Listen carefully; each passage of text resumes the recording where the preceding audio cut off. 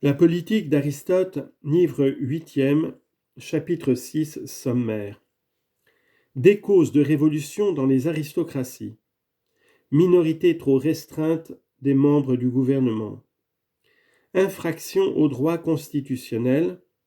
Influence des deux partis contraires exagérant leurs principes.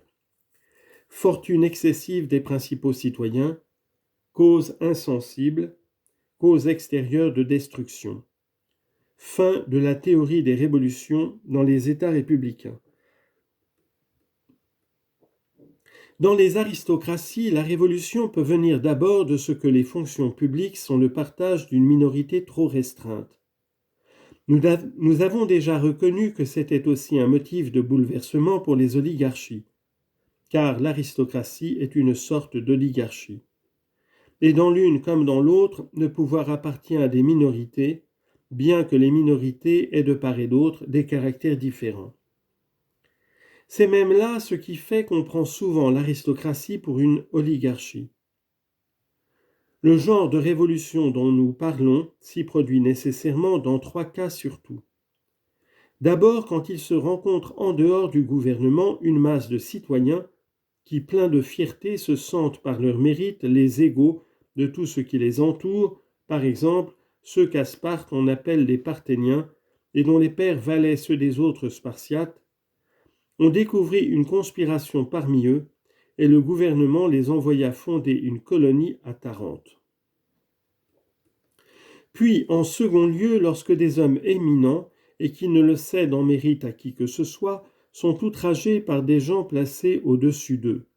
Tel fut Lysandre, qu'offensèrent les rois de Lacédémone.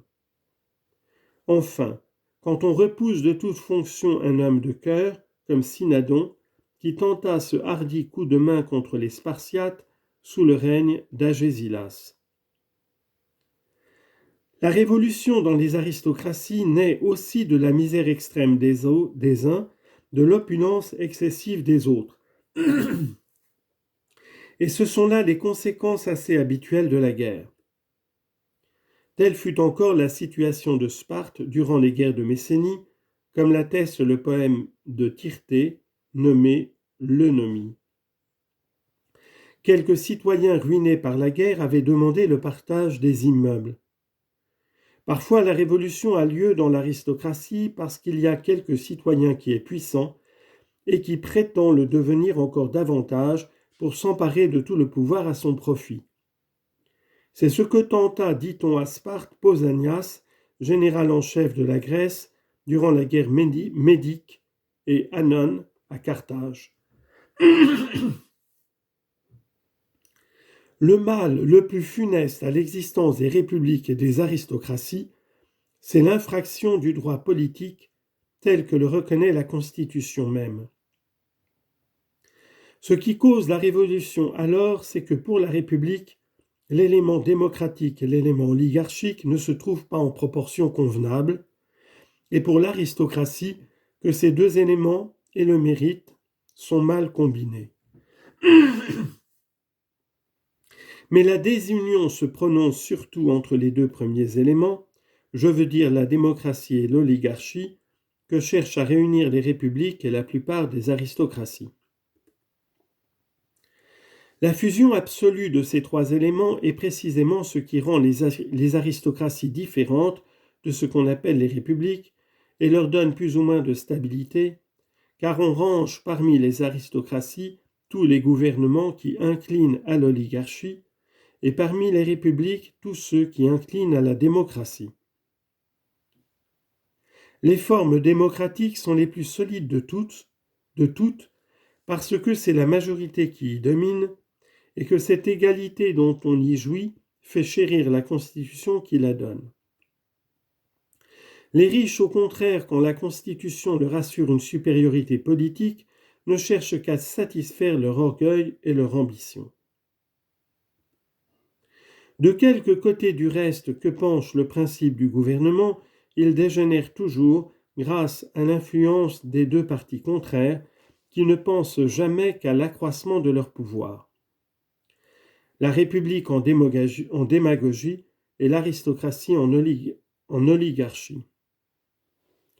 Ou bien tout au contraire, l'aristocratie dégénère en démagogie, quand les plus pauvres, victimes de l'oppression, font prédominer le principe opposé, et la République en oligarchie, car la seule constitution stable est celle qui accorde l'égalité en proportion du mérite, et qui sait garantir les droits de tous les citoyens. Le changement politique dont je viens de parler s'est produit à Thurium. D'abord parce que les conditions de sens mises aux emplois publics étaient trop élevées, elles furent réduites et les magistratures multipliées. Et puis parce que les principaux citoyens, malgré le vœu de la loi, avaient accaparé tous les bienfaits, car la constitution tout à fait oligarchique leur permettait de s'enrichir à leur gré. Mais le peuple aguerri dans les combats devint bientôt plus fort que les soldats qui l'opprimaient et réduisit les propriétés de tous ceux qui en avaient de trop considérables. Ce mélange d'oligarchie que renferment toutes les aristocraties est précisément ce qui procure aux principaux citoyens la facilité de faire des fortunes excessives. À Lacédémone, tous les biens-fonds se sont accumulés dans quelques mains, et les citoyens puissants peuvent s'y conduire absolument comme ils veulent et contracter des alliances de famille selon leurs convenances personnelles. Ce qui perdit la République de Locre, c'est qu'on permit à Denis de s'y marier. Une catastrophe pareille ne serait jamais arrivée, ni dans la démocratie, ni dans une aristocratie sagement tempérée. Le plus souvent, les révolutions dans les aristocraties s'accomplissent sans qu'on s'en aperçoive et par une destruction insensible. On se rappelle qu'en traitant du principe général des révolutions, nous avons dit qu'il fallait compter aussi parmi les causes qui les amènent les déviations de principes même les plus légères. D'abord, on néglige un point de la Constitution sans importance, puis on arrive avec moins de peine à en changer un autre, qui est un peu plus grave, jusqu'à ce qu'enfin on en vienne à changer le principe tout entier.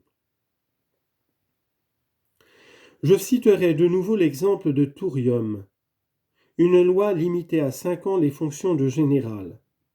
Quelques jeunes gens belliqueux, qui jouissaient d'une grande influence auprès des soldats, et qui, dans leur mépris pour les hommes en place, croyaient pouvoir les supplanter aisément, essayèrent en premier lieu de faire rapporter cette loi et d'obtenir par les suffrages du peuple qui était tout prêt à les leur donner. La perpétuité des emplois militaires. D'abord, les magistrats que la question regardait et qu'on nommait co-sénateurs voulurent résister. Néanmoins, s'imaginant que cette concession garantirait la stabilité du reste des lois, ils cédèrent comme les autres. Mais lorsque plus tard ils prétendirent empêcher de nouveaux changements, ils furent impuissants, et la République devint bientôt une oligarchie violente, au moins aux mains de ceux qui avaient tenté la première innovation. On peut dire en général de tous les gouvernements qu'ils succombent tantôt à des causes internes de destruction, tantôt à des causes qui leur sont extérieures. Par exemple, quand ils ont à leur porte un État constitué sur un principe opposé au leur, ou bien quand cet ennemi, tout éloigné qu'il est, possède une grande puissance.